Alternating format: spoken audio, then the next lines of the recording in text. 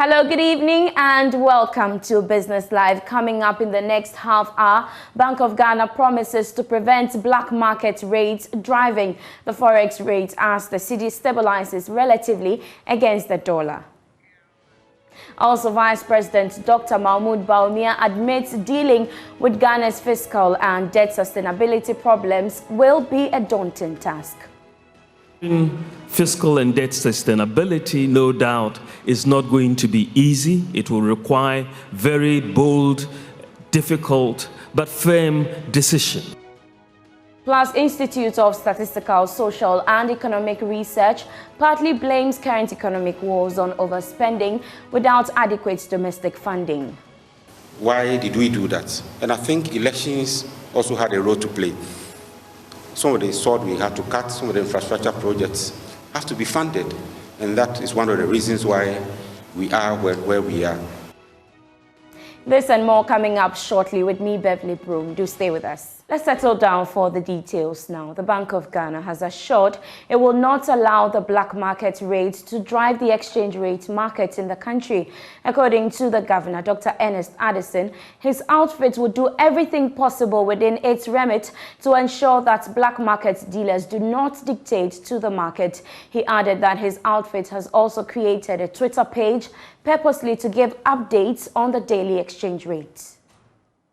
I'm aware of what the recent developments have meant in terms of liquidity in the banking system.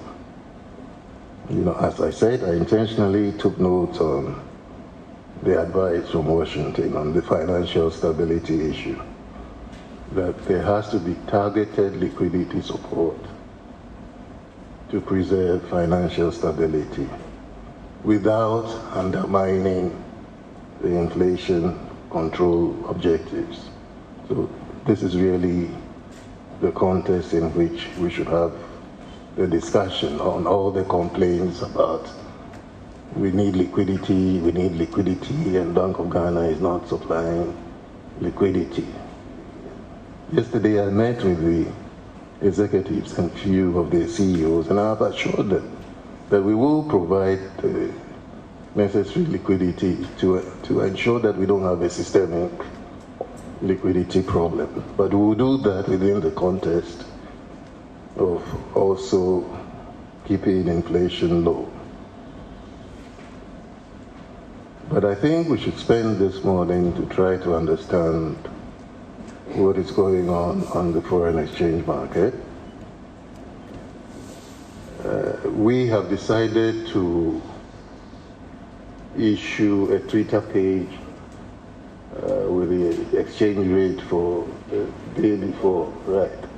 That will be released every morning from the Bank of Ghana, because we don't want the black market rates to be driving exchange rates in this country.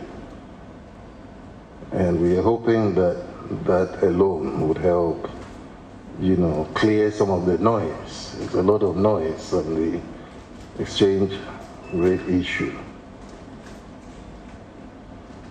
And then there have been all kinds of rumors about some conversion of foreign exchange balances in the banking system into cedis. Definitely, nobody has even thought of any such measure, and we need to, you know, treat these types of rumors with the contempt, because we are not looking at that sort of intervention at all. As you are all aware,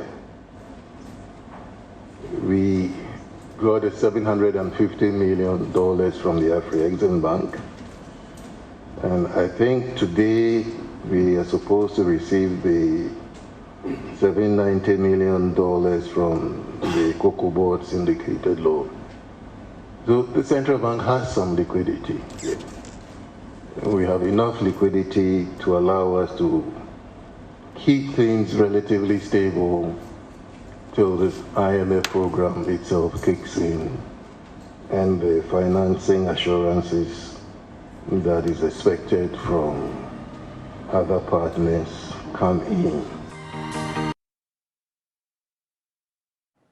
Now, the Bank of Ghana has revoked license of Airport City Forex Bureau within the Atlantic Tower Building and Trade House Forex Bureau at the Marina Mall. Now, the closure follows failure by the Forex Bureau operators not issuing receipt and breaching the rules and regulation of the foreign exchange laws. According to head at the Financial Institutions Supervision Department at the Bank of Ghana, Yao Sapong, the exercise is expected to continue. My colleague James Shen is on the phone with us and he joins us live. James, if you can hear me, what more can you report? Well, so Beverly, as you rightly said, these two forex bureaus is actually under the same ownership. And if we may recall, some 2 or 3 weeks ago, the Bank of Ghana actually visited some of these forex bureaus across the country to issue warning to those who are not complying to the foreign exchange laws and also issuing or not issuing receipts to customers. So the bank in the last few weeks decided to issue caution, and today they decided to embark on a distress action that would see to the revoke of licenses to most of these foreign bureaus across the country who are definitely not complying to the rules and regulations of the foreign exchange laws, as well as that of the fact that they are not issuing receipts to their customers. As you rightly said, Mr. Yao Sapong said, in the coming days, they will be visiting some parts of the country to also see to some foreign bureaus who are also not issuing receipts to their customers and also going against the forex or foreign exchange laws across the country. So there's the information I have from you all the way from the Marina Mall here in the airport. So were you able to interact with some of these forex bureau dealers? And what have they been saying? So unfortunately, most of them are not ready to have any sort of conversation with us.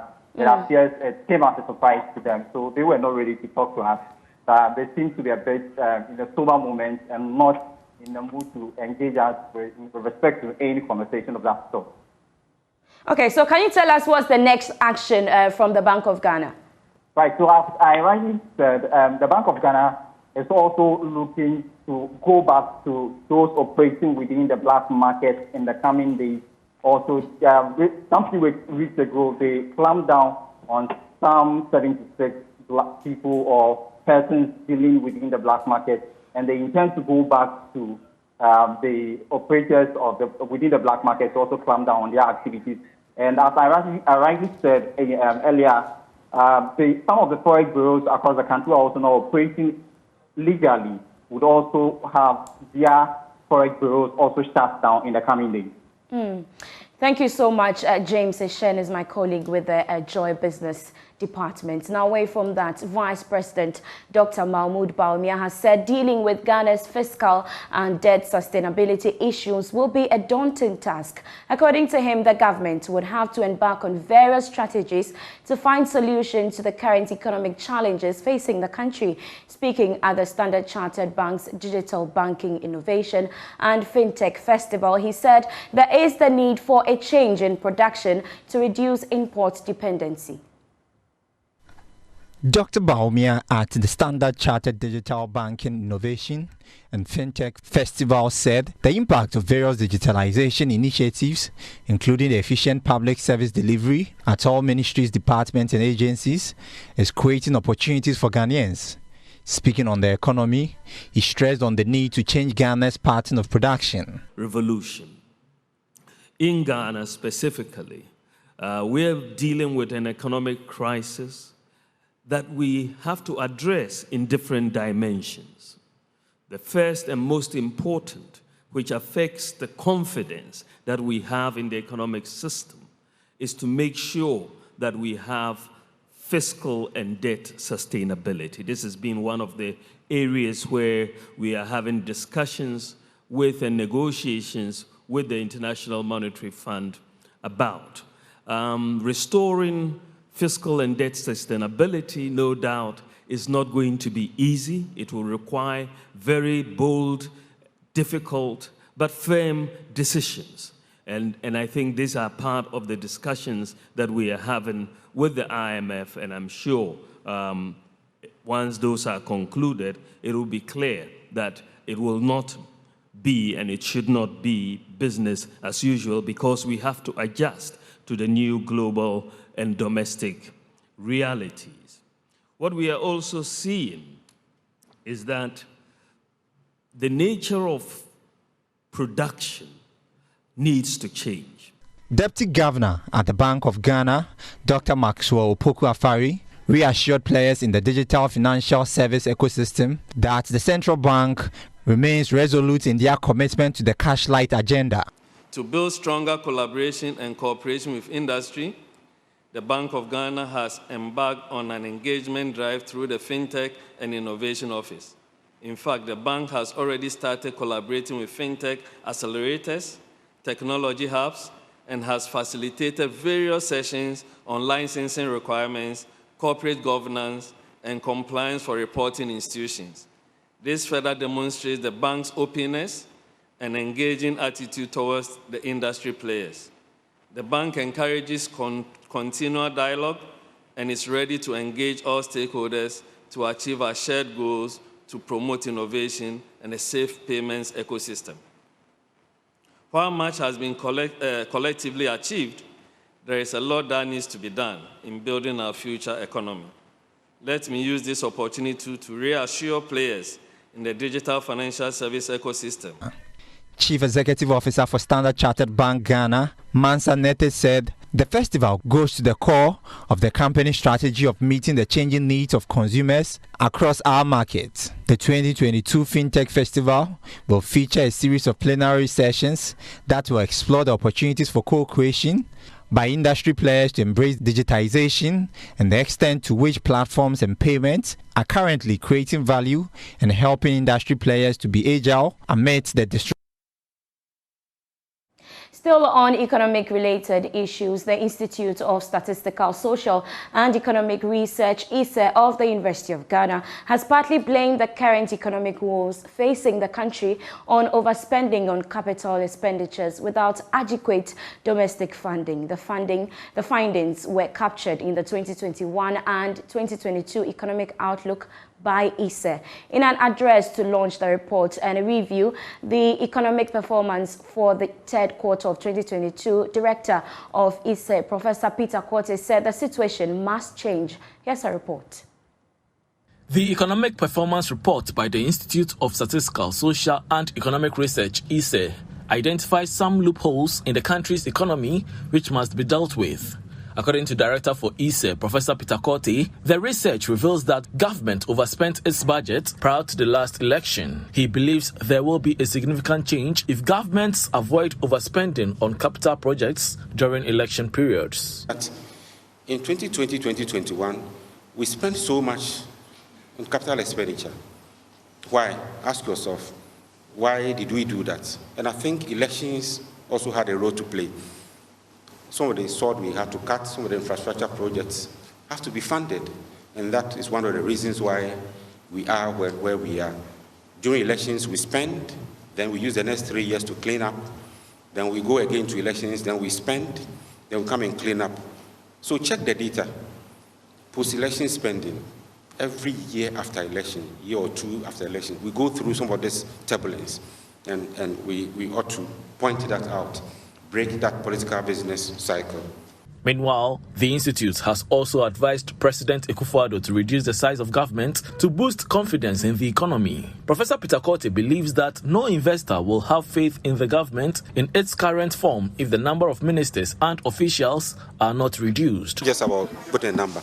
It's about looking at the various ministries, looking at what they can do and trying to merge some so that you create harmony.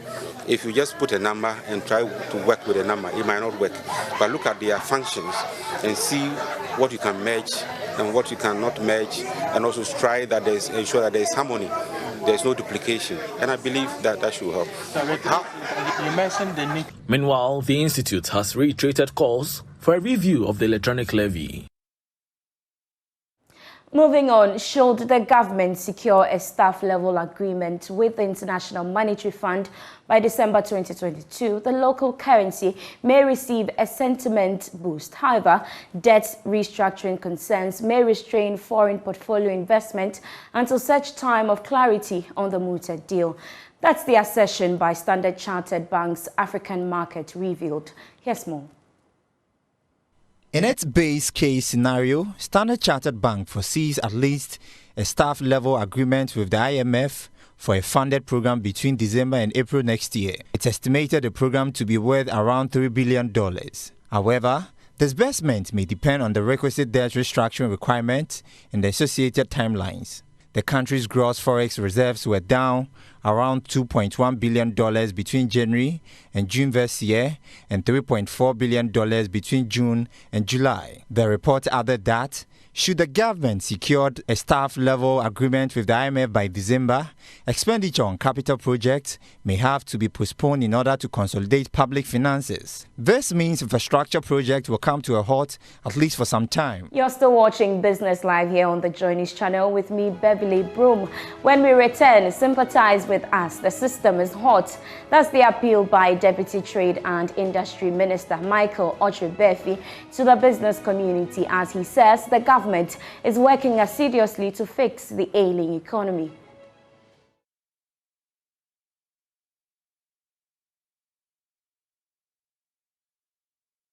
Thanks for staying with us here on Business Live. Now, to some other stories. Sympathize with us. The system is hot. That's the appeal by a Deputy Trade and Industry Minister, Michael Ochebefi, to the business community as he says the government is working assiduously to fix the ailing economy.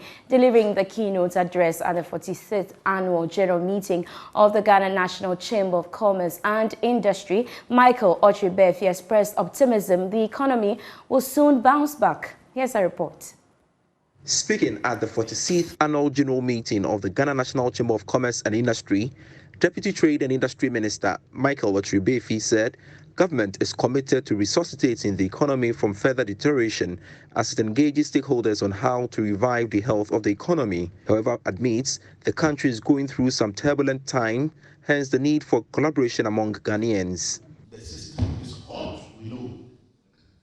Government is aware that we cannot pretend. I cannot come and stand here and pretend all is well. And yes, we know what is happening to the system. You see my eyes, you see that I'm not doing well. But we're not sleeping. We left the meeting yesterday, this morning was at 2 a.m. And I woke up at 6 to start work again. That's the reality. Government is hot, and what we have to tell you, the president should tell you that things are not well. But then, what we have to do is that the good news is that we are sure we'll come back big. And that one, we are so sure about that. Because we know how to fix the economy. That's how come we are here to tell you, come and let's join forces together and build the country again. Get it done. We believe that what we are seeing now, very soon, you will not see it again. We'll come back stronger than before. And we'll all succeed together. Making a presentation at the event, Senior Lecturer, Department of Economics at the University of Ghana, Nkechi Owu, urged government to move from import-driven economy to an export-driven one. It will, of course, take the political will and commitment on the part of the government and perhaps also the willingness of you and I, the rest of the population, to endure present and hopefully temporary challenges or difficulties if we agree that the end goal is to improve the collective good of us all.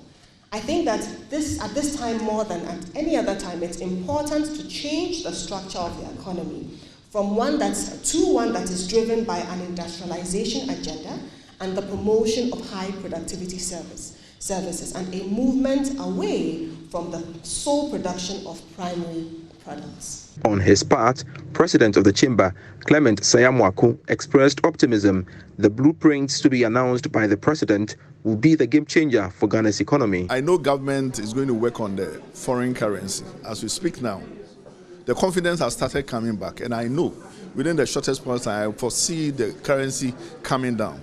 It should come to the extent that it will meet the demand and supply level, and then we have its actual price. But the price that we are having is not a normal price. So if the government should come out with solution, like the suggestion that we made that the offshore oil businesses, some of them must keep their reserve with us, with the banks, and other things, that solutions that everybody is giving, because it's meeting all the associations all the other experts to come together. I believe that Ghanaians have the solution. The currency will come down. Nobody should hold money when you don't want to use it. Let us look at it. If you have the money, release it to the bank and see how we can look at the future. The 46th Annual General Meeting was on the theme, Ghana's Cyclical Economic Crisis, Time for Bold Policies to Address the Economic Structure. Well, another Deputy Minister for Trade and Industry, Herbert Krapah, has hinted that the government will soon announce policy measures to cushion businesses and industry in the wake of the current economic difficulties. He said the president has been engaging the business community to understand their needs and is committed to doing everything possible to support local businesses. Herbert Krapah was speaking at the Ghana-Rwandan Business Forum, organized by the Rwandan Development Board, Ghana Exports Promotion Authority, and Ghana Investment Promotion Council. The forum, aimed at bringing together local businesses and industry, is expected to enhance trade amongst the two countries. Mr. Krapah said government is committed to creating the enabling environment for businesses to thrive and will soon announce incentives to cushion businesses. Doing business 3 months ago and now, there's a world of difference between those times. But in empathizing with the private sector, government appreciates that it needs to work around the clock. And the president himself will be speaking on the measures that have been put in place to tackle inflation and the exchange rate depreciation especially. I think a lot has been done in the last couple of years to provide cushioning for the private sector, whether it is industrial revitalization, whether it is in one district, one factory, the incentives exist. But clearly, these times also need some customized incentives for them to be able to take advantage of opportunities. And as I mentioned to you, the president himself will be announcing the measures that are being put in place to tackle the issues that we have, and we should wait to hear from him.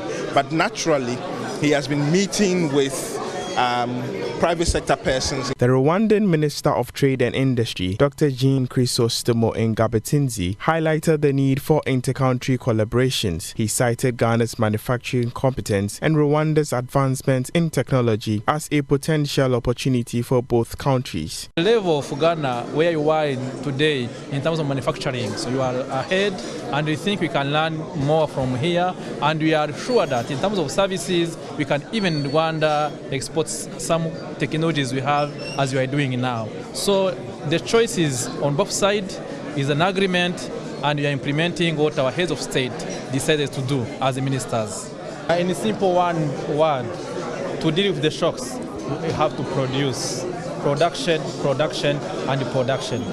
The vice chairman for the Rwandan Private Sector Federation, Kimenyi Ayimable, said conscientizing Africans on the need to patronize African products will be a major boost in enhancing intra-African trade. And in each family, each mom who's going to cook has to see, is this an African product? It's a mindset. It's not about like doing good stuff. It's about us African changing our mind, asking for African products. And now Ghana, Rwanda connected, it can be now a Ghanaian asking a Rwandan coffee, nothing else, no more Nescafe, no more Nestle. You ask a Rwandan coffee, and we ask for a Ghanaian chocolate.